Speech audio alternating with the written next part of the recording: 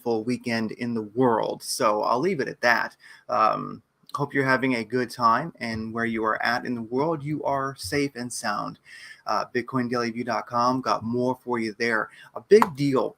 Now, I know it's weekend, but looking at the DXY here, this is coming in for Friday. We're seeing here this measurement, but the DXY dollar strength index has had this phenomenal upwards channel beyond comprehension, kicking ass. Well, if we look at this thing, what just happened recently?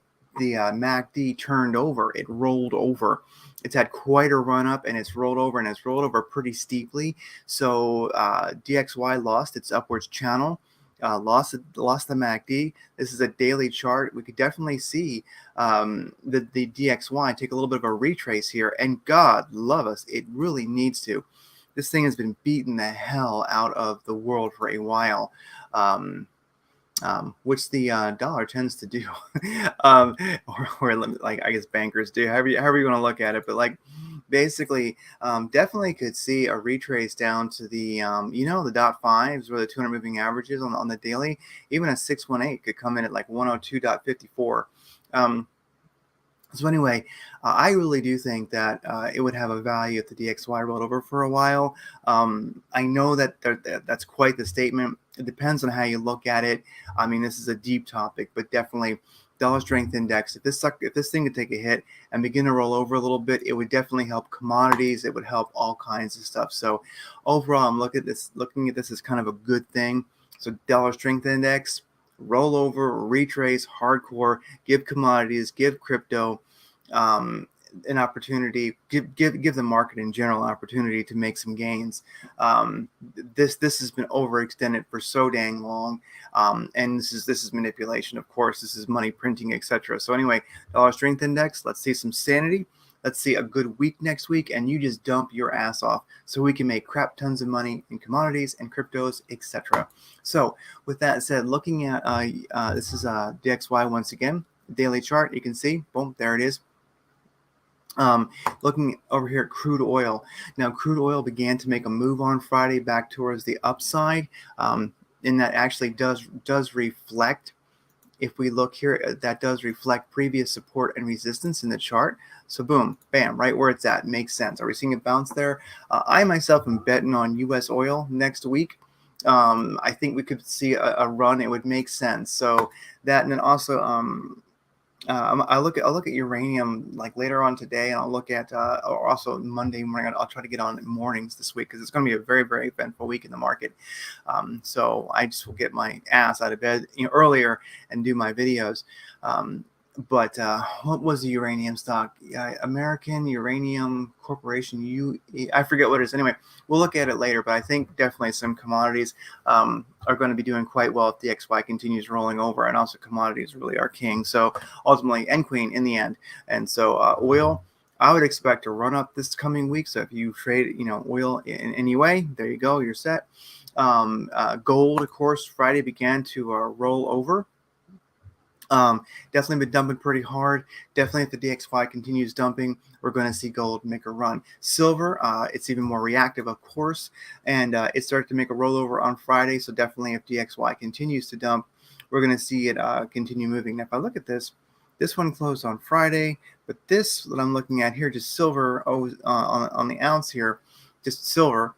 If you look here on TradingView, you see it as just silver. I just look at silver here over commodity, CFD, TV, on TBC, different places to look at it. But this one seems to be showing today. So it is ultimately Forex, I guess you would say. So anyway, Friday. Oh, I'm sorry. It stopped on Friday. Sorry. I thought that it didn't. No, this stopped on Friday. So anyway, you can see a nice rollover on Friday. So if DXY continues to dump oil, I'll look at uranium miner later on. Gold, silver, looking good. I myself am going to run over to the coin store on Friday if I can get a good price on coins. I'll be buying some silver coins because I still am thinking we'll be able to ride that up to $25 and sell if you so desire. Not financial advice, just saying I love little silver eagles, and I love having that hardcore real asset. I think it's important these days. So I buy some weekly, and I also, to make a little bit extra money, I do sell some when like if we run up to 25. I'll probably, sell some of that back so I can, make more later when it dips, if it does. Anyway, that's why I'm always stacking my silver coins, because eventually I think we're not going to see it dip again until it hits those Lambo numbers, just maybe. Anyway, plus it's real money. It's good to have real money. It feels good. Do yourself a favor, get a little stack of silver coins and just hold them and go, it is good. It's a spiritual experience. Anyway, Bitcoin trading volume 948 million last 24 hours, down 57%. Not surprising, especially with world events. Also, it's weekend. I'm watching. Definitely, we've had a little bit of volatility here on the hourly chart last couple hours, especially since the games began over there in Israel. We've seen some volatility in the market. Well, in Bitcoin here on the hourly chart. So definitely some longs and shorts getting wrecked. Don't try too hard right now. One of the reasons why I would back that up, don't try too hard to long and short with leverage right now, is on Binance, where the big money is, where the big volume is, 50% long, 49% short for Bitcoin. And so basically the big money doesn't know what to do. And I'm not seeing, just getting the feel on this that I like to look at here on the hourly chart, I would say, don't try too hard. I'm seeing just too many nice thick liquidations of longs and shorts. So just be careful. This is not a time to get too crazy, at least with leverage. If you think it's going to go up, you think it's going to go down, play safe if you're using leverage, because you don't know. The world's too crazy right now. Looking at the top 20 exchanges, definitely most are in the red. They're beginning to turn up as we hit the new week. We'll see how that goes. It's not surprising that spot trading across all pairs right there. Also, I wanted to note this. This is rather interesting. For Ethereum, longs versus shorts, 69% long, 30% shorts. Must we look at Ethereum? What's going on here? Let's look at this right now. I'm going to go over to this chart here and put in Ethereum. Look at it on Binance, where the big moolah is. And why are people longing it so hard with leverage? Daily MACD is rolling over towards the negative. It's not negative yet. On the daily, it's under the 200 and the 314.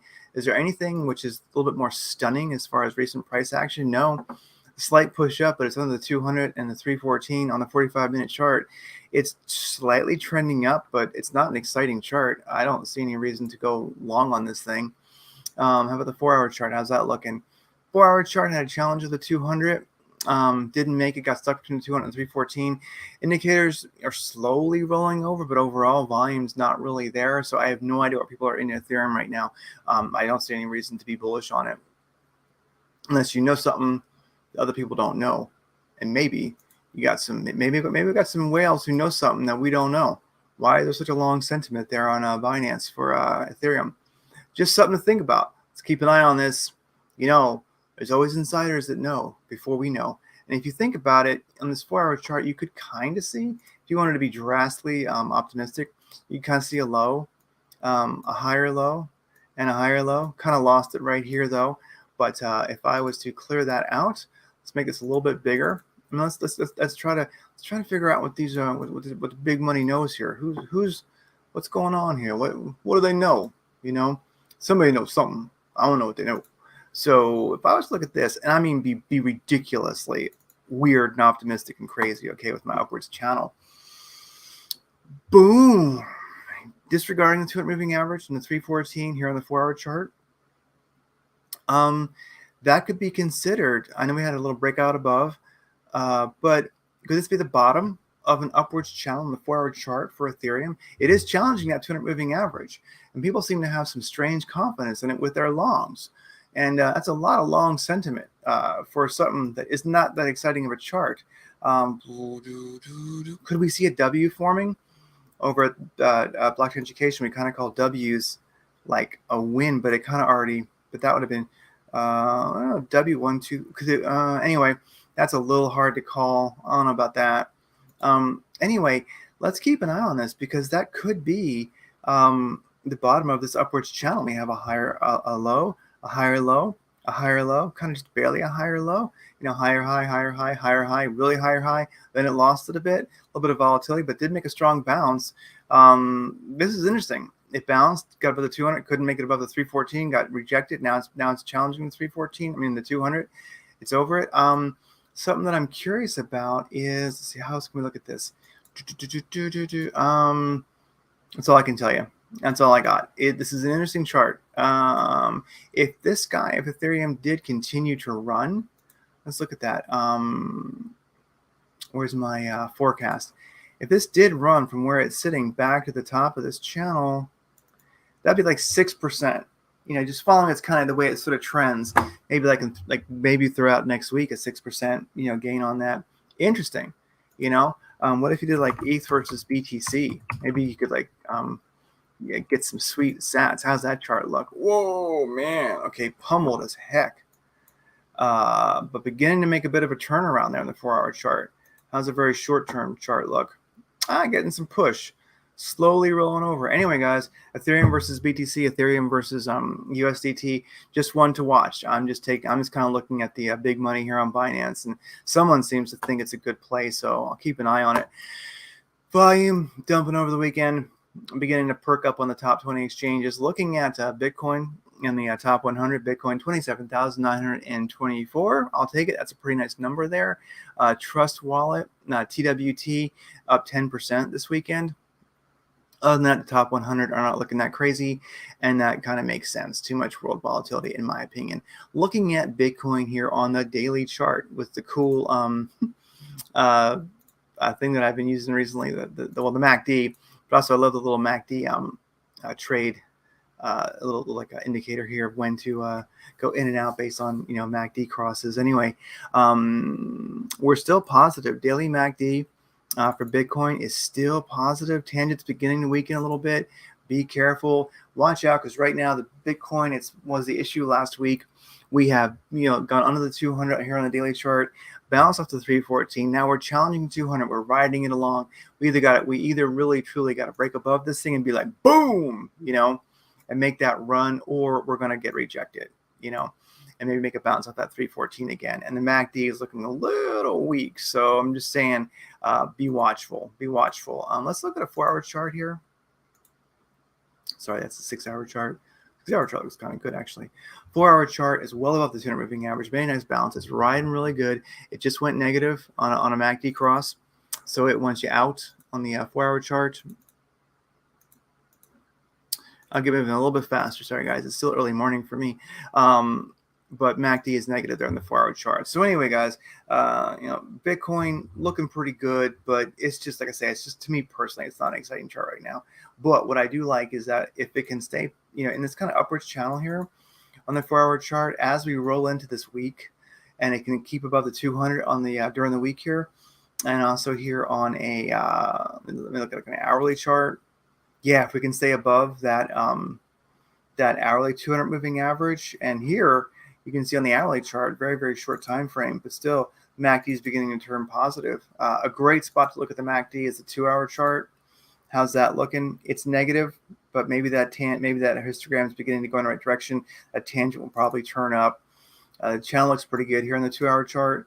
It's above the 200 moving average. That's really nice. So basically on the daily, you're above the 200 moving average on the daily. I'm sorry, no, you're challenging it. But if you look at the 4-hour chart and the and the shorter time frames, let's even look at the 45-minute chart here. Yeah, 45-minute chart. This thing's perking along. It wicked down to the 200 moving average, but continued up. It's in a squeeze right now, but the squeeze indicator is beginning to turn towards the positive. Directional nexus is looking towards the positive. Tangent of the ADX is looking good.